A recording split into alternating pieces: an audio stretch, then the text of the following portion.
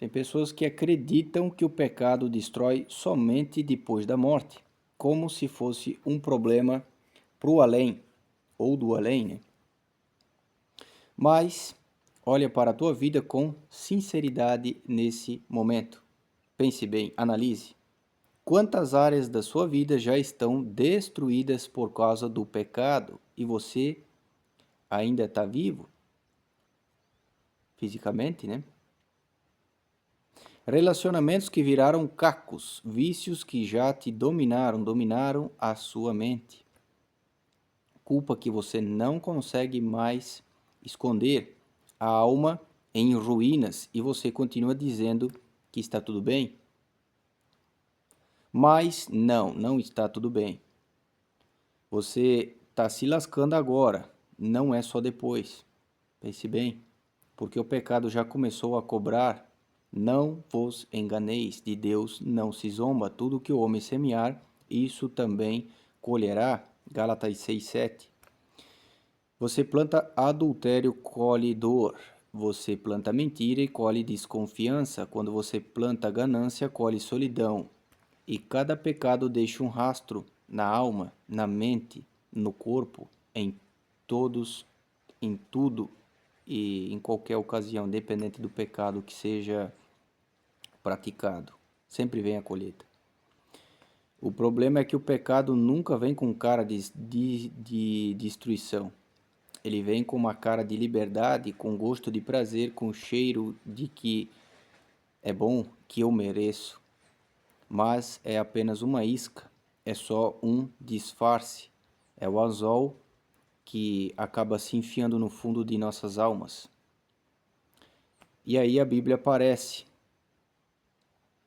E o mundo diz, tá vendo? Só proibição, só limite, só regra. Mas não, a Bíblia é uma cerca. É uma cerca que está ali não para te prender, está ali para te impedir de cair em um abismo sem fim. Sabe? Deus, ele não luta contra a tua liberdade, ele é o único que pode te dar a liberdade de verdade. Mas a liberdade não é fazer o que a gente quer. É ter uma paz, cara, uma paz que transcende todo o entendimento. Paz com a alma e domínio sobre o pecado. É ter uma paz com Deus, com a alma, com o domínio sobre o que a gente tem desejo de fazer. Pense bem. Se você está se lascando enquanto está vivo, presta bem atenção nisso. Talvez você não consiga compreender o que eu vou falar, mas seja misericórdia de Deus, porque pior do que ser destruído é ser destruído sem nem perceber. Os perversos não têm paz, diz o Senhor. Isaías 48:22. E se você me ouviu até aqui, é porque Deus tem te chamado, está dizendo: volte, se volte a mim, me busque, leia a palavra de Deus. Não fui eu quem saí, foi você. Isso é o que Deus pode estar te dizendo. Mas se você voltar, a porta ainda está aberta. Jesus disse: o ladrão vem para matar, roubar e destruir, mas eu vim para que tenham vida, e vida com abundância, né? João 10:10. Não espere morrer para descobrir que o pecado mata. Olhe ao seu redor, analise, olhe para dentro de você. A destruição já começou, mas o renovo também pode começar hoje. A palavra fala o seguinte: eu acho bem interessante essa parte. Ela diz que onde abundou o pecado, superabundou a graça de Deus. Onde há pecado, onde há dor, sofrimento, trevas, Deus, ele é soberano sobre todas as coisas. A palavra diz o seguinte, que Jesus veio para salvar o que se havia perdido. E isso é uma baita verdade, cara. Todos nós, depois do pecado, depois lá do pecado de Adão, ter desobedecido, lembre-se que o pecado ele é a desobediência do que Deus determina. E por que Deus determina? Porque ele sabe o que é melhor, ele sabe todas as coisas. A sabedoria dele é insondável, como fala em Isaías.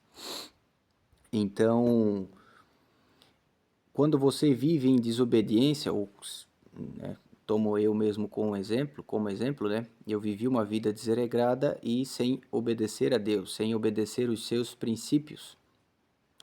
E cara, é uma vida desgraçada, velho. No começo parece ser uma maravilha, mas depois é só desespero, angústia e tristeza e a gente não tem sossego nenhum.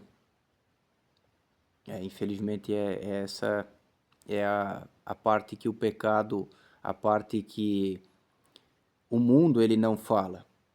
Quando a gente vive do jeito que a gente quer, a gente tem uma colheita.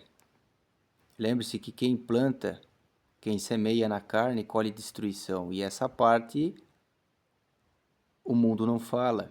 E muitas vezes a gente não observa a vida de uma pessoa perversa, né? Eu quero citar aqui um exemplo de um cara que eu acompanhei por um tempo. Era um artista que é internacional, né? E Justin Bieber, no caso. Eu até acompanhei ele, né? Me identificava com algumas músicas dele, né? Sempre achei um cara assim bem interessante. E um cara que tem fama internacional, tem grana pra caramba.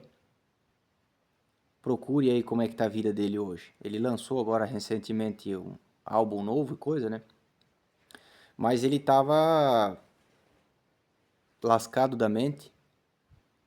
Ou seja, o que o mundo, né, o que o sistema do Satanás, o sistema do anticristo nos oferece, né, que é baseado na nossa cobiça da nossa carne, dos nossos olhos, ela não supre a nossa vontade de que somente Deus pode nos saciar, por assim dizer.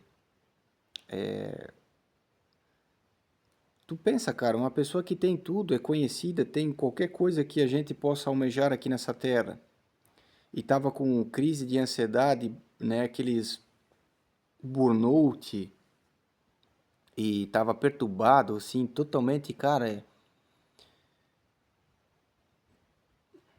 é um, assim, um negócio lamentável de a gente ver, sabe?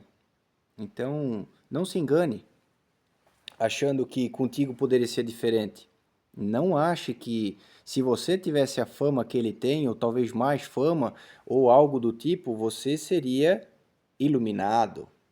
Para você seria diferente. Não acredite nessa mentira. Não confie no seu próprio entendimento, como a palavra fala.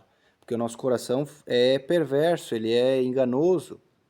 Isso aí fala em Jeremias 17:9.